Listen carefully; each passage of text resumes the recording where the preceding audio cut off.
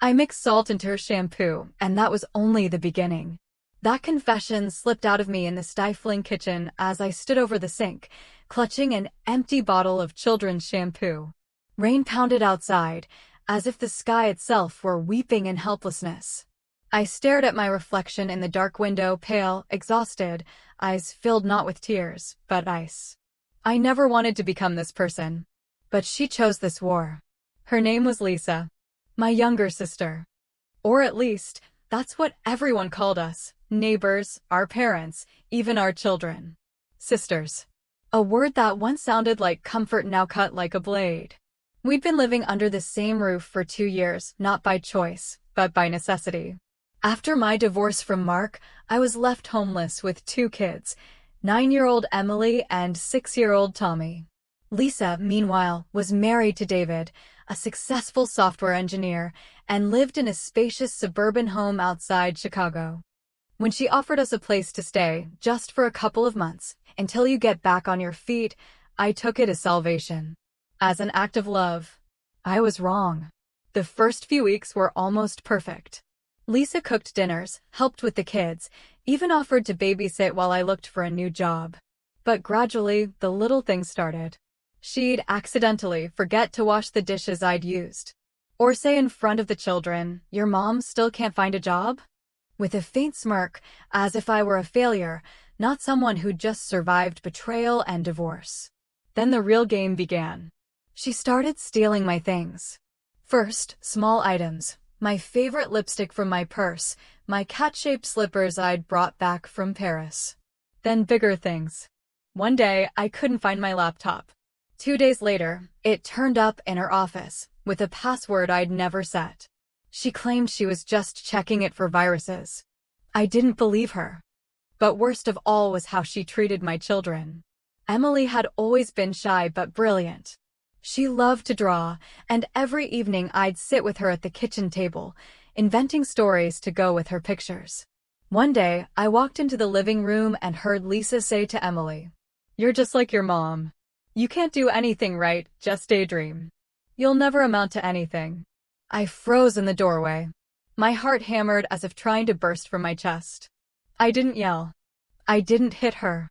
I just smiled and said, "Thanks for looking out for my daughter so much." But that night, I didn't sleep. I sat on the edge of my bed, fists clenched, thinking, if you disrespect me, that's one thing. But touch my children? This is war. So I decided to get revenge. Not loudly. Not violently. But precisely so she'd feel every blow. So she'd understand I wasn't who she thought I was. First, I mixed salt into her shampoo. She adored her hair, long, thick, meticulously cared for. Every morning, she spent half an hour styling it. On weekends, she went to the salon for restorative treatments. I knew she used a keratin shampoo that cost nearly $100. One morning, while she was out for a run, I slipped into her bathroom, opened the bottle, and poured in a full teaspoon of fine salt.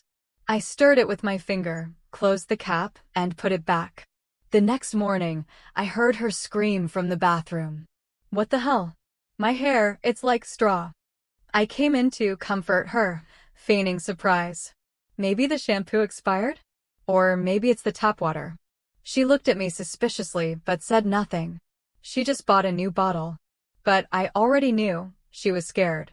She realized someone had invaded her private space. And I was only getting started. Next was her coffee machine. Lisa drank coffee every morning, black, no sugar, a splash of almond milk. She prided herself on brewing it in an expensive pod machine David had given her for her birthday. I swapped one of her pods for a decaf version, emptied the original capsule, and filled it with cheap instant decaf. By mid-morning, she was yawning, rubbing her eyes, complaining of a headache. By lunchtime, she was more irritable than ever. "I didn't sleep well," she grumbled at the table, "and the coffee today tasted empty." I smiled. "Maybe you just need some rest?" She glanced at me, and something flickered in her eyes, not anger, but unease. She started checking everything, her coffee, the water, even her pillow. But I was careful. I left no traces. Then I moved on to her phone. Lisa kept all her passwords and notes, foolish, but convenient. One day, while she was in the shower, I picked up her phone from the nightstand. Her fingerprint didn't work, but I knew she used a 4-digit PIN, her wedding date, 0612. I logged into her Instagram and sent a direct message to one of her frequent likers, a guy who often commented on her photos. "You're so handsome. It's a shame you're not my husband." 5 minutes later, I deleted the message and logged out. But I saved a screenshot. The next day, the guy messaged her. "Did you message me yesterday?" I didn't understand. Panicked, Lisa replied, "No, that wasn't me. Someone hacked my account." She spent the entire evening changing passwords, enabling two-factor authentication, calling Instagram support. I sat in the kitchen sipping tea, watching her through the doorway. For the first time in a long while, I felt power. But revenge isn't just satisfaction. It's also pain. Every night, tucking my kids in, I felt guilt. Emily would ask, "Mom, why is Aunt Lisa so mean?" I didn't know what to say. I didn't want my children to see the person I was becoming. But I couldn't stop. Because every time I thought about giving up, I remembered Lisa telling Emily she'd never amount to anything. One day, I went further. Lisa had a crucial investor meeting. She was launching her startup selling organic candles. She'd spent a month preparing, making samples, writing her pitch, even hiring a designer for packaging. The meeting was Friday at 3 p.m.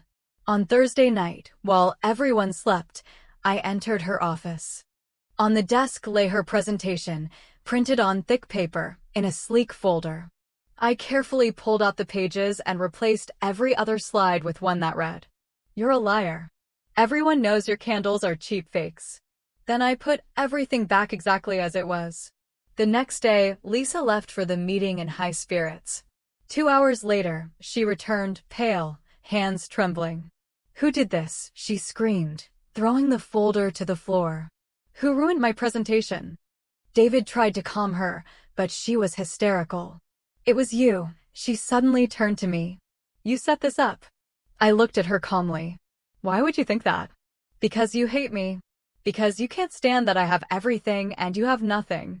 I stood slowly. "You don't have everything, Lisa. You have a house, a husband, money, but no soul. And no conscience." She fell silent. For the first time, I saw not contempt in her eyes, but fear. Did you really do this? And did you really tell my daughter she'd never amount to anything?" She looked away. I just didn't want her to end up like you." "Like what? Strong? Alone? Abandoned? Or just alive?" We stood facing each other like enemies on a battlefield. But then Emily appeared in the doorway. "Mom." "Aunt Lisa, why are you yelling?" We both fell silent. Later that night, I sat in the backyard, staring at the stars. The door creaked open softly behind me. "Can I sit?" Lisa asked. I nodded. She sat beside me, hugging her knees. "I didn't want any of this," she whispered. It hurt." "Hurt?" I asked, surprised. "Yes. You were always better. In school, college, even with Mark. You were the perfect wife, the perfect mom. And I felt like your shadow." I said nothing. I thought if you fell, I could finally breathe. But when you moved in, I realized you hadn't fallen. You were just different. And that scared me even more. I looked at her. Tears glistened in her eyes. "You shouldn't have hurt my kids," I said. "I'm sorry," she whispered. "I don't know how to fix it." "Start by telling Emily she's talented. That she'll succeed." Lisa nodded. "And sorry about the shampoo," I smirked. She snorted. I thought I was going bald. We both laughed for the first time in a long time. The next morning, Lisa made breakfast for everyone. Not just toast, pancakes with maple syrup, fresh fruit, yogurt. Emily sat beside her, drawing. Lisa looked at the drawing and said, "This is amazing. You're a real artist." Emily smiled. From the kitchen, I watched them and felt the ice in my chest begin to melt. The revenge was over. But maybe, just maybe, something new had begun. Not forgiveness. Not yet. But a chance. Because even in the darkest family, light sometimes breaks through. You just have to leave the door open. And I never put salt in her shampoo again.